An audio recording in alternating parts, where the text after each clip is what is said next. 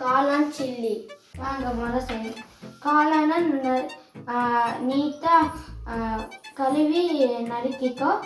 இப்போ ஆனியன், கொத்தமல்லி, chilli powder, கடலை மாவு, கார்ன்ஃப்ளவர் மாவு. இப்போ 1 ஸ்பூன் சில்லி பவுடர், 1 ஸ்பூன் கடலை மாவு, 1 ஸ்பூன் கார்ன்ஃப்ளவர் மாவு, கொஞ்சோண்டு கொத்தமல்லி, கொஞ்சம் ஆனியன்ஸ். இப்போ நம்ம வாட்டர் ஊற்றணும். இப்போ மிக்ஸ் பண்ணணும். இன்னும் கொஞ்சம் வாட்டர் ஊற்றணும். நிறைய மிக்ஸ் பண்ணணும். இப்போ காளானை போடணும். இப்போ காளானை இதுக்குள்ளே ஃப்ரை பண்ணுறோம். இன்னும் கொஞ்சம் வேகணும். இப்போ எண்ணெயை அதுக்கு மேலே ஊற்றிக்கணும். இப்போ கொஞ்சோண்டு ஆனியன், கொஞ்சம் கொத்தமல்லி. Sauce ready. இப்போ சாப்பிட்டு பார்க்கலாம். சூப்பராக இருக்கு.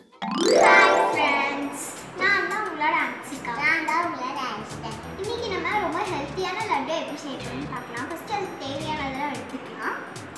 அதுக்கு தேவையானது பேரிச்சம்பழம் 1/2 கிலோ, வறுத்த நடக்கலை 1/2 கிலோ, தேவையான அளவுக்கு கரும் சக்கரை. பேரிச்சம்பழத்தை இந்த மாதிரி குட்டி குட்டியாக பிச்சு போட்டுக்கணும். நடக்கலையை க்ளீனாக தோலெல்லாம் எடுத்துடணும். ஓகே, ஃபஸ்ட்டு நம்ம இந்த 3ஐயும் கொஞ்சம் கொஞ்சமாக போட்டு அரைச்சிக்கணும் மிக்ஸியில். வாங்க அரைக்கலாம்.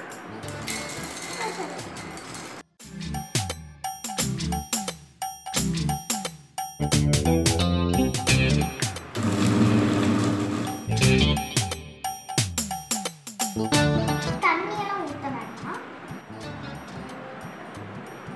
பேரிச்சம்பழத்தில் அயன் இருக்குது, ப்ரோட்டீன் இருக்குது. நிலக்கடலையில் ஃபைபர் இருக்குது, விட்டமின் பி இருக்குது, கருஞ்சக்கரையில் மினரல்ஸ் இருக்குது. அதனால் இந்த லட்டு ரொம்ப ஹெல்த்தியானது. Tasty, yummy.